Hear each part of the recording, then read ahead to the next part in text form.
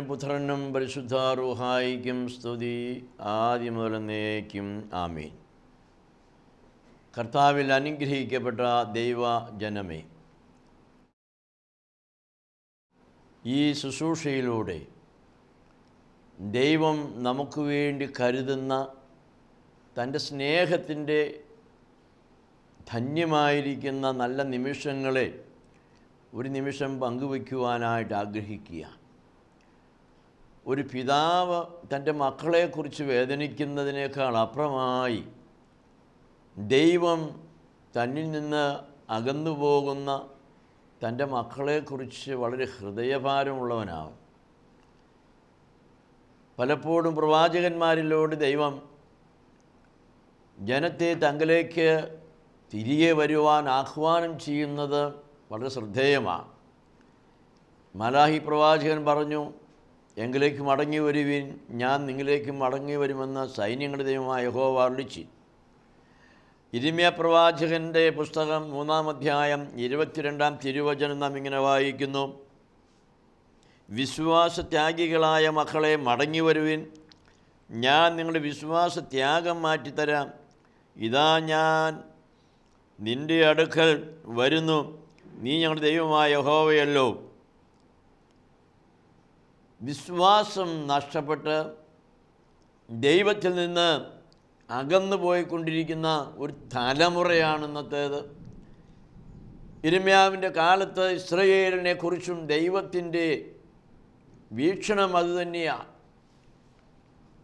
വിശ്വാസം നഷ്ടപ്പെട്ട്, ആത്മീയത നഷ്ടപ്പെട്ട്, ആത്മാക്കൾ നഷ്ടപ്പെട്ടു പോകുന്നത് ദൈവത്തിന് ഒട്ടും സഹിക്കാവുന്നതല്ല.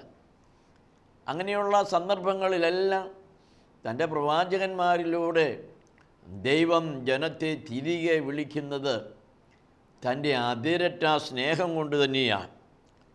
മടങ്ങി വരുവീൻ എന്ന ദൈവത്തിൻ്റെ ശബ്ദം കേട്ടിട്ട് പൂർണ്ണമായി ദൈവസന്നിധിയിലേക്ക് മടങ്ങി വരുവാൻ സാധിക്കാത്ത അവസ്ഥ ധാരാളം നമുക്ക് കാണുവാൻ സാധിക്കും.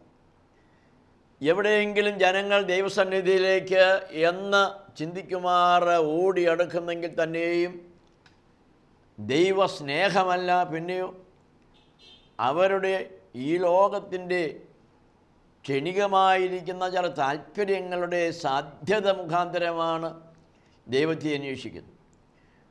കർത്താവ് പറഞ്ഞു, നിങ്ങൾ അപ്പം തൃപ്തരായതുകൊണ്ടാണ് എന്നെ അന്വേഷിക്കുന്നത്. അപ്പത്തിൻ്റെ വിശപ്പും ആത്മാവിൻ്റെ ദാഹവും ഇത് രണ്ടും കൂടെ ഒരു തുലാസിലേക്ക് വെച്ചാൽ മനുഷ്യൻ്റെ അപ്പത്തിനു വേണ്ടിയുള്ള ആഗ്രഹം, വിശപ്പാണ് ആത്മാവിൻ്റെ ദാഹത്തേക്കാൾ വളരെ വളരെ ഘനമേറിയതെന്ന് കാണുവാൻ നമുക്ക് സാധിക്കും. സ്നേഹിക്കപ്പെട്ട ദൈവജനമേ, തൻ്റെ ജനം നഷ്ടപ്പെട്ടു പോകുവാൻ ദൈവം ആഗ്രഹിക്കുന്നില്ല. നല്ല ഇടയനെ സംബന്ധിച്ചിടത്തോളം 99-നേക്കാൾ അധികമായി നഷ്ടപ്പെട്ടു പോയ ഒരാടിനു വേണ്ടിയാണ് അന്വേഷണം. ഒരാത്മാവ് നഷ്ടപ്പെട്ടാൽ ദൈവസന്നിധിയിൽ അത് വലിയ ഭാരമുളവാക്കുന്ന സന്ദർഭമാണ്. ദൈവം നമ്മെ വിളിച്ച് വേർതിരിച്ച് തൻ്റെ രാജ്യത്വത്തിൻ്റെ പുത്രത്വത്തിൻ്റെ അവകാശവും തന്ന് അപ്പാപിതാവേ എന്ന ആ വലിയ പദവിയിലേക്ക് ഉയർത്തി ഒരു നല്ല നടുനിലയായി നമ്മെ നട്ടിരിക്കുക. പക്ഷേ ദൈവം ആ നടുനിലയെ നോക്കിക്കൊണ്ട് വിലാപം നടത്തുന്നു. യിരെമ്യാ പ്രവാചകൻ ആ വിലാപം രേഖപ്പെടുത്തിയിരിക്കുന്നു. യിരെമ്യാ പ്രവചനം 2-ാം അധ്യായം 21-ാം തിരുവചനം: വിശിഷ്ട മുന്തിരിയായി ദൈവം നട്ടു, അത് കാട്ടുമുന്തിരിയായി തീർന്നിരിക്കുന്നു എന്നത്രേ പ്രവാചകനിലൂടെ അരുളിച്ചെയ്തു. നല്ല മുന്തിരി നട്ടിട്ട് കാട്ടുമുന്തിരി കായ്ക്കുന്ന അനുഭവം നമ്മുടെയും തലമുറയുടെ ഒരു സ്വഭാവം തന്നെയായി നിലനിൽക്കുകയാണ്. സ്നേഹിക്കപ്പെട്ടവരെ, നാം ദൈവത്തിൽ നിന്ന് എത്രമാത്രം അകന്നുപോയിരിക്കുന്നു എന്ന് ഒരു സ്വയപരിശോധന നടത്തേണ്ടതായ കാലമാണ്. തിന്മ പെരുകുന്നു, ദുഷ്ടത പെരുകുന്നു, നന്മയും നീതിയും സത്യവും കൊല ചെയ്യപ്പെട്ടുകൊണ്ടിരിക്കുന്ന ഒരവസ്ഥയിൽ നാം ദൈവത്തിൻ്റെ ഈ വിളി ശബ്ദം, മടങ്ങി വരുവീൻ വിശ്വാസത്യാഗികളായ മക്കളെ, എങ്കിലേക്ക് മടങ്ങി വരുവീൻ എന്ന ദൈവത്തിൻ്റെ ശബ്ദം നാം കേൾക്കുവാൻ ആവശ്യമായിരിക്കുന്നു. അവൻ നമ്മുടെ ദൈവമായ യഹോവയാണെന്ന ബോധ്യം നമുക്കുണ്ടാകണം. ഈ ദൈവത്തിങ്കിലേക്കാണ് ഞാനും നിങ്ങളും മടങ്ങി വരേണ്ടത്. ദൈവം നമ്മെക്കുറിച്ച് ആഗ്രഹിക്കുന്ന നല്ല ഫലങ്ങളെ ഉളവാക്കുവാൻ നമുക്ക് സാധ്യമായിരിക്കണം. ഇസ്രായേലിൻ്റെ അനുഭവം പ്രവാചകൻ വിവരിക്കുന്നത് വളരെ വളരെ വ്യസനം നിറഞ്ഞ ഒരനുഭവമാണ്. യിരെമ്യാവ് 2:13 പറയുന്നു, അവർ ജീവജലത്തിൻ്റെ ഉറവയായ ദൈവത്തെ ഉപേക്ഷിച്ചു, ജീവനെ അന്വേഷിച്ച് പോയി ജീവൻ്റെ ഉറവയായ ദൈവത്തെ ഉപേക്ഷിച്ച് കളഞ്ഞതായ ഒരു സഭ. വെള്ളമില്ലാത്ത കിണറുകളെ, പൊട്ടക്കിണറുകളെ തന്നെ കുഴിച്ചിരിക്കുന്നു. അവർ മുഖമല്ല മുതുകത്രേ ദൈവത്തിങ്കിലേക്ക് തിരിച്ചിരിക്കുന്നു. ദൈവസന്നിധിയിലേക്ക് മുഖം തിരിഞ്ഞവൻ്റെ കരുണയിൽ ആശ്രയിക്കുന്നതിന് പകരം പുറംതിരിഞ്ഞിരിക്കുന്നതായ അനുഭവം പലപ്പോഴും കാണുന്നു. ദൈവാലയത്തിലെ ആരാധനാ സമയം പലപ്പോഴും ഞാൻ ശുശ്രൂഷ ചെയ്യുന്ന ഇടവകകളിൽ ഓർപ്പിക്കേണ്ടി വന്നിട്ടുള്ള ഒന്നാണ്, വിശുദ്ധ മദ്ബഹായിക്ക് പുറംതിരിഞ്ഞിരിക്കരുത്, നിൽക്കരുത് എന്ന്.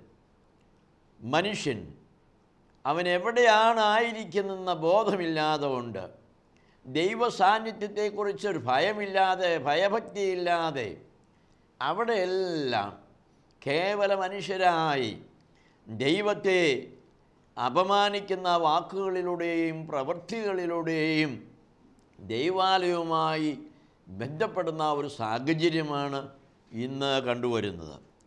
ആകയാൽ ദൈവജനമേ, നാം ജീവജലത്തിൻ്റെ ഉറവയായ യഹോവയെങ്കിലേക്ക് മടങ്ങി വരണം. നമ്മുടെ കർത്താവ് ഉത്സവത്തിൻ്റെ ഒടുക്കത്തെ നാളിൽ നിന്നുകൊണ്ട് പ്രസംഗിച്ചത് ഇത് തന്നെയാണ്. ദാഹിക്കുന്ന ഏവരുമേ എങ്കിലേക്ക് അടുത്ത് വരുവിൻ. ജീവജലം കർത്താവിൻ്റെ സന്നദ്ധിയിലുണ്ട്. ദാഹിക്കുന്ന ഏവനും തൃപ്തി വരുവാൻ തക്കവണ്ണം അവൻ ജീവൻ്റെ ഉറവയാണ്, അവൻ ജീവൻ്റെ അപ്പമാണ്. ഈ യേശുവിങ്കിലേക്ക് നമ്മെ വിളിക്കുന്നത് ദൈവത്തിൻ്റെ കൃപയും സ്നേഹവുമാണ്. ദൈവസ്നേഹത്തിൽ നമുക്ക് ഒന്നാകുവാൻ സാധിക്കണം. നമ്മുടെ മധ്യത്തിൽ നിന്ന് എല്ലാ ദുഷ്ടതയുടെയും വഴികളെ നമുക്ക് അടച്ചു കെട്ടി അതിൽ നിന്നെല്ലാം സ്വതന്ത്രരാകുവാനായിട്ട് സാധിക്കണം.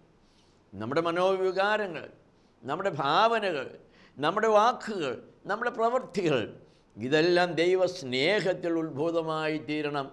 ദൈവം മനുഷ്യനെ സൃഷ്ടിച്ചത് അവനുമായിട്ടുള്ള ഒരു ആത്മീയ കൂട്ടായ്മയിൽ വസിക്കുവാനായിട്ടാണ്. ഏദനിൽ ദൈവം മനുഷ്യനെയാക്കി. മനുഷ്യനും ദൈവവും തമ്മിലുള്ള ഒരു ഫെലോഷിപ്പ് ആ തോട്ടത്തിലുണ്ടായിരുന്നു. വൈകുന്ന സമയം ദൈവം ഇറങ്ങി വന്ന് മനുഷ്യനുമായി സഹവസിക്കുന്ന ഒരു സ്നേഹ കൂട്ടായ്മ നമുക്ക് കാണുവാൻ സാധിക്കും. പലപ്പോഴും ദൈവം മനുഷ്യനെ സൃഷ്ടിച്ചതിൻ്റെ ഉദ്ദേശത്തെക്കുറിച്ച് വ്യക്തതയില്ലാതെ പലതും നാം പറയാറുണ്ട്. നാം ദൈവത്തെ ആരാധിക്കുവാനായിട്ടല്ല, ദൈവത്തെ സ്തുതിക്കുവാനുമായിട്ടുമല്ല. ദൈവം ആഗ്രഹിക്കുന്നത് മനുഷ്യനുമായിട്ടുള്ളതായ ഒരു ഫെലോഷിപ്പാണ്, ഒരു കൂട്ടായ്മയുടെ അനുഭവമാണ്, ദൈവവും മനുഷ്യനുമായുള്ള സഹവാസമാണ്. അത് നഷ്ടപ്പെടുത്തിയതായ മനുഷ്യൻ ദൈവത്തിൻ്റെ വചനം ലംഘിച്ചത് മുഖാന്തരം തോട്ടത്തിൽ നിന്ന് പുറത്താകുകയും അതുവഴി ദൈവിക കൂട്ടായ്മയിൽ നിന്ന് അന്യപ്പെടുകയും ചെയ്യും. അങ്ങനെ ദൈവിക കൂട്ടായ്മ നഷ്ടപ്പെട്ട ആ മനുഷ്യവർഗത്തെ യേശുക്രിസ്തു മുഖാന്തരം വീണ്ടും ആ കൂട്ടായ്മയിലേക്ക് ക്ഷണിക്കുന്നതാണ് ക്രിസ്തുവിൻ്റെ സുവിശേഷം എന്ന് പറയുന്നത്. അതാണ് കാൽവറിയിൽ വച്ച് വലത്തുഭാഗത്തെ കള്ളന് കിട്ടിയതായിരിക്കുന്ന കൃപാവരമെന്ന് പറയുന്നു. നീ ഇന്ന് എന്നോടുകൂടെ പറുദീസായിലാകുന്ന അനുഭവം. ദൈവസന്നിധിയിലേക്ക് മടങ്ങി വരുവാൻ ആഗ്രഹിക്കുന്ന കള്ളന് അവൻ്റെ തിന്മകളൊക്കെയും ക്ഷമിക്കപ്പെടുകയും അവൻ ക്രിസ്തുവിനോട് കൂടെ ആ സ്വർഗീയ കൂട്ടായ്മയിലേക്ക് പ്രവേശിക്കുകയും ചെയ്യുന്നു എന്നുള്ളത് ഇവിടെ നാം ശ്രദ്ധേയമായിട്ട് മനസ്സിലാക്കേണ്ടതായ ആവശ്യമുണ്ട്.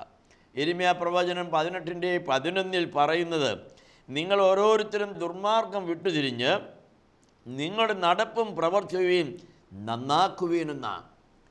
ദൈവത്തെങ്കിലേക്ക് വരുവാൻ ആഗ്രഹിക്കുന്ന മനുഷ്യന് അവൻ്റെ സകല ദുർമാർഗങ്ങളോടും വിട്ടുപറയുവാനുള്ള ബാധ്യതയുണ്ട്. സകല ദുർമാർഗങ്ങളെയും ഉപേക്ഷിക്കുവാനുള്ളതായ ബാധ്യതയുണ്ട്. അതിനെ ഉപേക്ഷിക്കാതെ ദൈവസന്നിധിയിലേക്ക് അടുത്തു വരുവാൻ ആർക്കും സാധ്യമല്ല പ്രിയപ്പെട്ടവരെ. അതുകൊണ്ട് മനുഷ്യനും ദൈവവുമായിട്ടുള്ളതായ ഒരു സഖിത്വം, ഒരു കൂട്ടായ്മയുടെ അനുഭവം എന്ന് പറയുന്നത് ദൈവസ്നേഹം വെളിപ്പെടുന്നതായിരിക്കുന്ന സന്ദർഭമാണ്. ആ സ്നേഹമാണ് സൃഷ്ടിക്ക് മുഖാന്തരമായത്. ആ സ്നേഹമാണ് യേശുക്രിസ്തു മുഖാന്തരം സൃഷ്ടിയുടെ വീണ്ടെടുപ്പിന് മുഖാന്തരമായിത്തീരുന്നത്.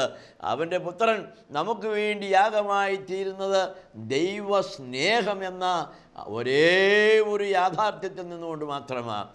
ദൈവത്തിന് മനുഷ്യനെ കൊണ്ട് മറ്റൊരാവശ്യവും നേടുവാനായിട്ടില്ല. നാം പലപ്പോഴും പലരെയും ആശ്രയിക്കുന്നത് നമ്മുടെ കാര്യസാധ്യതകൾക്ക് വേണ്ടിയാണല്ലോ. ഒരു ധനവാനായ മനുഷ്യൻ്റെ അടുക്കൽ ചെന്ന് ഒരു കൈവായ്പ ചോദിച്ചാൽ അവനത് കൊടുക്കുന്നില്ലാത്ത ഒരവസ്ഥയിൽ നമ്മുടെ മനോഭാവം എന്തായി തീരും? മറ്റൊരാളുടെ അടുക്കൽ ചെന്ന് സഹായം അഭ്യർത്ഥിച്ചിട്ട് അത് ലഭിക്കാതെ വരുമ്പോൾ നമ്മുടെ മനോഭാവം എന്തായി തീരും? സ്വയം ഒന്ന് ആലോചിച്ച് നോക്കിയാട്ടെ. പലപ്പോഴും നാം മറ്റുള്ളവരെ ആശ്രയിക്കുന്നത് നമ്മുടെ കാര്യസാധ്യതകൾക്ക് വേണ്ടി മാത്രമാണ്. അത് സാധിക്കാതെ വരുമ്പോൾ പിണങ്ങി മാറുന്നതായ അനുഭവമുണ്ട്. ഒരിക്കൽ മദ്ബഹായിൽ ദൈവാലയത്തിലെ ശുശ്രൂഷ ചെയ്യുന്ന ഒരു സഹോദരൻ എന്നോട് വളരെ ഭാരത്തോടുകൂടെ പറയുകയുണ്ടായി. കഴിഞ്ഞ 25 കൊല്ലത്തോളമായി അദ്ദേഹം മദ്ബഹായിൽ പട്ടക്കാരോട് ചേർന്ന് ദൈവത്തിൻ്റെ അതിവിശുദ്ധ സ്ഥലത്ത് ശുശ്രൂഷ ചെയ്യുന്നു. പക്ഷെ ജീവിതത്തിന് ഒരു പുരോഗതിയും വരുന്നില്ല. കഷ്ടതകളും പ്രയാസങ്ങളും ദുഃഖങ്ങളും വേദനകളും ഒന്നിനു പുറകെ ഒന്നായി കൂടിക്കൊണ്ടിരിക്കുകയല്ലാതെ അതിലൊരു മാറ്റവും വരുന്നില്ല. അദ്ദേഹം നോമ്പ് നോക്കുന്നു, ആരാധന നടത്തുന്നു, അതിലെല്ലാം മുഖ്യ പങ്കാളിത്തം വഹിക്കുന്നു. തൻ്റെ ഭാഗത്ത് ദുഃഖങ്ങളും പട്ടിണിയും പ്രയാസവും മാത്രമായി അവശേഷിക്കുന്നു. അങ്ങനെ കുറച്ച് നാളുകൾ കഴിഞ്ഞപ്പോൾ ആ മനുഷ്യൻ ചിന്തിച്ചു, ഈ ദൈവം എന്ന് പറയുന്നൊന്നുമില്ല, ഈ ആരാധന എന്ന് പറയുന്നൊന്നുമില്ല. എന്നോട് പറഞ്ഞത്, അച്ഛാ, ഞാൻ 25 കൊല്ലത്തിലേറെ കാലമായി മദ്ബഹായി ശുശ്രൂഷിക്കുന്നുവെങ്കിലും ഞാൻ ഇന്ന് ദൈവത്തെ വിശ്വസിക്കുന്നില്ല. ഞാൻ ചോദിച്ചു, സഹോദരൻ എന്ത് പറ്റി? അതെ, ഇത്ര കാലമായിട്ട് ഇന്ന കാര്യങ്ങളൊക്കെ എനിക്കുണ്ടായിരുന്നു, ഈ ദൈവം അതൊന്നും എനിക്ക് വേണ്ടി ചെയ്തിട്ടില്ല.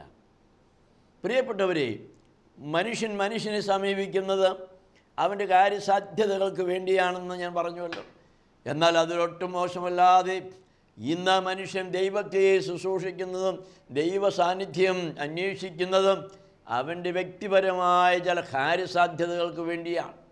എൻ്റെ ദൈവം എന്നെ എന്തിനു വേണ്ടി ആക്കി വച്ചിരിക്കുന്നു എന്ന ബോധ്യമില്ലാതെ 25 വർഷക്കാലം മദ്ബഹായിൽ ശുശ്രൂഷ ചെയ്യുകയും തൻ്റെ പാപ വഴികളോട് യാത്ര പറയാതിരിക്കുകയും ചെയ്ത ആ സഹോദരനോട് ദൈവവചനത്തോട് ബന്ധത്തിൽ സംസാരിച്ചപ്പോൾ അദ്ദേഹം പറയുകയാണ്, ഇതേവരെയും ഇക്കാര്യങ്ങളൊന്നും ഞാൻ പാലിച്ചിട്ടില്ല.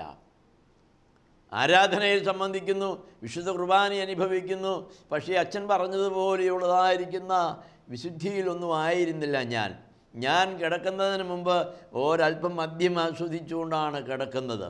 പലപ്പോഴും അതെൻ്റെ ജീവിതത്തിൽ വിട്ടുമാറുമെന്ന് ആഗ്രഹിച്ചിട്ടും വിട്ടുമാറാത്ത തിന്മയായി അത് ഇന്നും എന്നോടുകൂടെയുണ്ട് എന്ന് പറയുന്നു.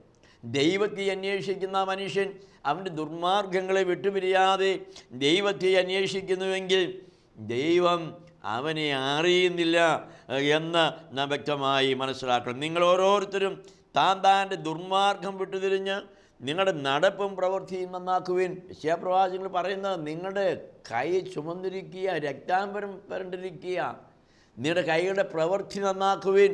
ഇല്ല എങ്കിൽ നിങ്ങൾ കൈ മലർത്തുമ്പോൾ ഞാൻ എൻ്റെ മുഖം തിരിച്ചു കളയുമെന്നാണ് എഴുതിയിരിക്കുന്നത്. സ്നേഹിക്കപ്പെട്ടവരെ, നമ്മൾ പ്രാർത്ഥിക്കുന്നുണ്ട്, പക്ഷേ നമ്മുടെ പ്രാർത്ഥന സ്വർഗത്തിലേക്ക് ഉയരുവാൻ തക്കമാണോ നാം പ്രാർത്ഥിക്കുന്നത്? കർത്താവ് നമ്മോട് കൽപ്പിച്ചതുപോലെ അന്യോന്യം ക്ഷമിച്ചുകൊണ്ടാണോ നാം പ്രാർത്ഥിക്കുന്നത്? കേസും ഭിന്നതയും അടിയും ബഹളവുമായി ഒരു ദൈവാലയം ദൈവത്തെ വിളിക്കുകയും തിന്മയുടെ ശക്തികളിൽ പ്രവൃത്തി മുഖാന്തരം വീഴുകയും ചെയ്യുമ്പോൾ അവിടെ എങ്ങനെ ദൈവാത്മാവിൻ്റെ സാന്നിധ്യമുണ്ടാകുമെന്ന് നാം ചിന്തിക്കേണ്ടതല്ലേ? സ്നേഹത്തിലും ഐക്യത്തിലും ദൈവാത്മാവിൽ നാം അടുത്തു വരാതെ കൊണ്ട് വിദ്വേഷത്തിൻ്റെയും വൈരാഗ്യത്തിൻ്റെയും ഭിന്നതയുടെയും ആത്മാവിൽ നാം അടുത്തു വരുമ്പോൾ ഓർക്കുക, നാം കൈമലർത്തുമ്പോൾ യഹോവ തൻ്റെ മുഖം തിരിച്ചു കളയും. നമ്മുടെ പ്രാർത്ഥന സ്വർഗത്തിലെത്തുവാൻ ഇടയാകുന്നില്ല. വേണ്ടും പോലെയല്ല നാം പ്രാർത്ഥിക്കുന്നത്, വേണ്ടും പോലെയല്ല നാം ആരാധിക്കുന്നത്. ഈ സത്യം ഇനി എന്നാണ് നാം തിരിച്ചറിയാൻ പോകുന്നത്? അതുകൊണ്ട് ദൈവാലയത്തെ നേർച്ച കാഴ്ചകളോടും പല വഴിപാടുകളോടും കൂടി സമീപിക്കുന്ന മനുഷ്യൻ അവൻ്റെ ഈ ലോകപരമായ ചില താല്പര്യങ്ങളെ മുൻനിർത്തിയാണ് അവൻ ചെല്ലുന്നതെങ്കിൽ അതിൽ പലപ്പോഴും ദൈവഹിതമില്ലാതെ പോവുകയും അവൻ്റെ പ്രാർത്ഥനകൾക്ക് മറുപടി ലഭിക്കാതെ വരികയും ചെയ്യുമ്പോൾ അവനും പറഞ്ഞു പോകും, ദൈവമൊന്നുമില്ല. ഇന്ന് ദൈവത്തെ ഇങ്ങനെ അറിയുവാൻ ശ്രമിച്ച മനുഷ്യർ അനേകരുണ്ട് എന്ന വ്യക്തിപരമായി എനിക്ക് ബോധ്യപ്പെട്ടിട്ടുള്ള കാര്യമാണ്. അവർക്ക് ദൈവം അവരാഗ്രഹിക്കുന്നതൊക്കെ കൊടുക്കുന്ന ഒരു മെഷീൻ പോലെ ആയിരിക്കണം. നമ്മൾ കാർഡിട്ട് ATM ചെന്നാൽ നാം ഇത്ര രൂപ വേണമെന്ന് അതിൽ അടിച്ചു കഴിയുമ്പോൾ ആ പണം നമുക്ക് ഒരു മെഷീനിങ് തരിക. ഇങ്ങനെ ദൈവസന്നിധിയിൽ ചെന്ന് ചില നമ്പറുകൾ ഇട്ട് കഴിയുമ്പോൾ നാം ആഗ്രഹിക്കുന്ന അതുപോലെ തിരികെ തരുന്ന ഒരു മെഷീനായി, അല്ലെങ്കിൽ അങ്ങനെയൊരു മെഷീനായിരിക്കണം എന്ന് ദൈവത്തെക്കുറിച്ച് ചിന്തിക്കുന്ന അനവധി മനുഷ്യരുള്ളതുകൊണ്ടാണ് ഈ മനുഷ്യൻ നിരാശനായി തീരുന്നത് എന്ന് നാം മനസ്സിലാക്കണം. സ്നേഹിക്കപ്പെട്ടവരെ, നാം ദൈവമക്കളാകുവാൻ തക്കവണ്ണം നമ്മെ തന്നെ വിശുദ്ധീകരിക്കണം. ദൈവത്തിൻ്റെ കൃപ അതിന് നമുക്കുണ്ട്. യാക്കോബ് അപ്പോസ്തലൻ പറയുന്നത്, യാക്കോബിൻ്റെ ലേഖനം 4-ാം അധ്യായം 8-ാം തിരുവചനം, ദൈവത്തോട് അടുത്ത് ചെല്ലുവിൻ, എന്നാൽ അവൻ നിങ്ങളോടും അടുത്തു വരും. ദൈവത്തോട് അടുത്ത് ചെല്ലുവിൻ, എന്നാൽ അവൻ നിങ്ങളോടും അടുത്തു വരും.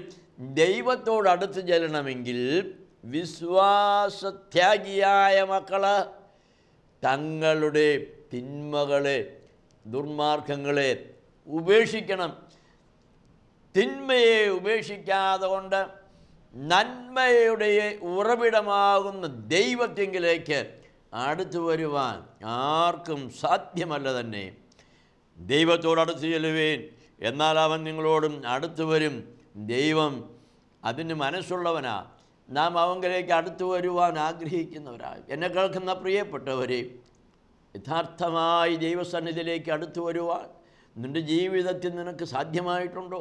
ദുഃഖങ്ങളും ഭാരങ്ങളും രോഗങ്ങളും കഷ്ടതകളും കടബാധ്യതകളും പീഡനങ്ങളുമായി കഴിഞ്ഞ നാളുകളിൽ നീ അതിൻ്റെ എല്ലാം പരിഹാരം തേടി ദൈവത്തെ അന്വേഷിച്ച് പോയിട്ട് കിട്ടാതെ വന്നപ്പോൾ നിരാശനായി കഴിയുകയാണോ?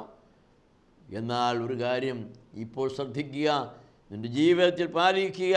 ദുർമാർഗത്തെയും തിന്മയെയും പൂർണ്ണമായി ഉപേക്ഷിച്ചിട്ട് നിൻ്റെ ദൈവത്തിൻ്റെങ്കിലേക്ക് നീ കൈമലർത്തിയാൽ ദൈവം നിൻ്റെ പ്രാർത്ഥനയ്ക്ക് മറുപടി തരുമെന്നുള്ളത് നിർണയമുള്ള കാര്യമാണ്. യെരമ്യാ പ്രവാചകൻ്റെ പുസ്തകം 3-ാം അധ്യായം അതിൻ്റെ 10 മുതലുള്ള വാക്യങ്ങൾ ശ്രദ്ധേയമായിരിക്കുന്ന ഒരു പാഠഭാഗമാണ്. ഇതെല്ലാമായിട്ടും വിശ്വാസപാതകിയായ സഹോദരി യഹൂദ കപടമായിട്ടല്ലാതെ പൂർണ്ണ ഹൃദയത്തോടെ എൻ്റെ അടുക്കലേക്ക് മടങ്ങി വന്നിട്ടില്ല എന്ന് യഹോവയുടെ അരുളപ്പാട്. വിശ്വാസത്യാഗിനിയായ ഇസ്രായേൽ വിശ്വാസപാതകിയായ യഹൂദയേക്കാൾ നീതിയുള്ളവളെന്ന് യഹോവയോട് അരുളിച്ചെയ്തു.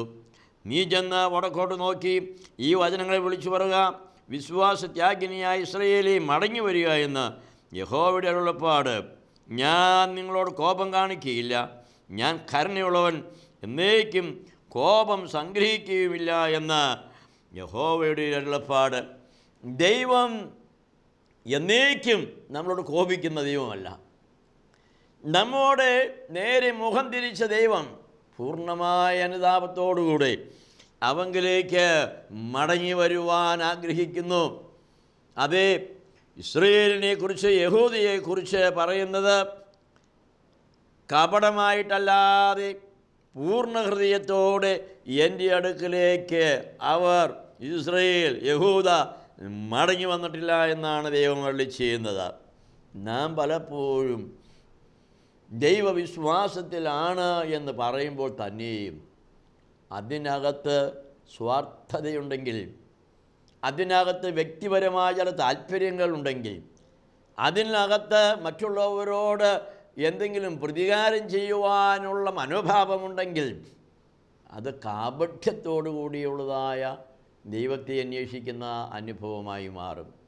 ഇസ്രായേൽ പലപ്പോഴും അവരുടെ കഷ്ടതകളിലും യുദ്ധസന്ദർഭങ്ങളിലുമൊക്കെയും യഹോവയെ വിളിച്ചപേക്ഷിച്ചുവെങ്കിലും കഷ്ടതകളും പ്രയാസങ്ങളും മാറുമ്പോൾ അവർ വീണ്ടും ദൈവത്തെ ഉപേക്ഷിച്ചുകൊണ്ട് അന്യദൈവങ്ങളിലേക്ക് തങ്ങളുടെ ആരാധനയെ തിരിക്കുന്നതായ ധാരാളം സന്ദർഭങ്ങളുണ്ടായിട്ടുണ്ട്. അവിടെയെല്ലാം ദൈവം വളരെ ദുഃഖിതനായിട്ടാണ് കാണപ്പെടുന്നത്. അങ്ങനെയുള്ള സന്ദർഭങ്ങളിലെല്ലാം തൻ്റെ പ്രവാചകന്മാരിലൂടെ തൻ്റെ ജനത്തെ തിരികെ വിളിക്കുന്നതായ വാത്സല്യമുള്ള ഒരു ദൈവത്തെ നമുക്ക് കാണുവാൻ സാധിക്കും. ഞാൻ എൻ്റെ വാക്കുകളെ ചുരുക്കട്ടെ. നമ്മുടെ ജീവിതത്തിൽ ദൈവവുമായിട്ടൊരു ഐക്യമുണ്ടാകണം. നമ്മെ ദൈവം സൃഷ്ടിച്ചതിൻ്റെ ഉദ്ദേശം അവനുമായിട്ട് സ്നേഹ കൂട്ടായ്മയാണ്. നാം അവൻ്റെ വചനം അനുസരിക്കുന്നുവെങ്കിൽ അവൻ്റെ സ്നേഹത്തിൽ വസിക്കുകയും അവൻ്റെ സ്നേഹിതന്മാരായി തീരുകയും ചെയ്യും. ദൈവവചനം അനുസരിച്ച് ജീവിതത്തെ വിശുദ്ധീകരിക്കാതെ നാം സ്വാർത്ഥപരമായി ദൈവത്തെ അന്വേഷിക്കുന്നെങ്കിൽ യഹോവ പറയുന്നു, കാപട്യത്തോടു കൂടിയല്ലാതെ പൂർണ്ണ ഹൃദയത്തോടെ അവരെങ്കിലേക്ക് മനം തിരിഞ്ഞിട്ടില്ല. നമ്മുടെ ദൈവം നമ്മെക്കുറിച്ച് ആഗ്രഹിക്കുന്നത് പൂർണ്ണ അനുതാപത്തോടു കൂടെ എല്ലാ തിന്മകളെയും ഉപേക്ഷിക്കുവാനുള്ള ഉറച്ച നിർണയത്തോടുകൂടെ ജീവൻ്റെ ഉറവയായ ദൈവത്തിങ്കിലേക്ക് നാം അടുത്തു വരിക എന്നുള്ളതാണ്. പകരം വേറും പോട്ടക്കിണറുകളെ കുഴിച്ചു എന്ന യിരെമ്യാ പ്രവാചകൻ ഇസ്രായേലിനെ കുറിച്ച് പറഞ്ഞിരിക്കുന്നത് പോലെ നമ്മുടെ പ്രാർത്ഥനയും ഉപവാസവും ആരാധനയും നേർച്ചകാഴ്ചകളും വെറും പൊട്ടക്കിണറ്റിലിട്ട അനുഭവമായി തീരാതിരിക്കുവാൻ നമുക്ക് ശ്രദ്ധിക്കാം. തലവണക്കാം. കരുണാമയനെ, നിത്യനെ, സ്വർഗീയ പിതാവേ, നിൻ്റെ ജനത്തിൻ്റെ യഥാർത്ഥ അവസ്ഥ നീ അറിയുന്നു. അവരുടെ മനോവികാരങ്ങളെയും മനോഭാവത്തെയും നീ അറിയുന്നു. നിങ്ങളിലേക്ക് വരുന്ന ജനം പരമാർത്ഥ ഹൃദയത്തോടെ വരുവാൻ നീ ആഗ്രഹിക്കുന്നുവെങ്കിലും പലപ്പോഴും സ്വാർത്ഥ താല്പര്യത്തോടുകൂടി യാത്രയെ നിന്നെ അന്വേഷിക്കുന്നതെന്ന് പ്രവാചകങ്ങളിലൂടെ വെളിപ്പെടുത്തുന്നു. തിന്മകളെ ഉപേക്ഷിക്കാതെ നിങ്ങളിലേക്ക് മടങ്ങി വരുവാൻ സാധ്യമല്ല എന്ന ദൈവീയ സത്യത്തെ ഈ സമയം ശ്രദ്ധിക്കുവാൻ തിരുവചനം മുഖാന്തരമായി ഞങ്ങൾ നിന്നെ മഹത്വപ്പെടുത്തുകയാണ്. ദൈവമേ, ഞങ്ങളെല്ലാ തിന്മകളെയും ഉപേക്ഷിച്ച് പൂർണ്ണമായി അനുദപിച്ച് പൂർണ്ണ മനസ്സോടുകൂടെ നിങ്ങളിലേക്ക് വരുവാൻ തക്കവണ്ണം ഞങ്ങളെ പരിശുദ്ധാത്മാവിൽ സഹായിക്കണമേ. ഈ ശുശ്രൂഷ കേട്ട സകലരെയും അനുഗ്രഹിക്കണമേ. തിരുനാമഹത്വപ്പെടണമേ. ഞങ്ങൾ അങ്ങേക്കും ഞങ്ങളുടെ പിതാവിനും പരിശുദ്ധാത്മാവിനും സ്തുതിയും സ്തോത്രവും കരേറ്റുന്നു. ആയത് ഇപ്പോഴും എപ്പോഴും എന്നേക്കും തന്നെ. ആമേൻ.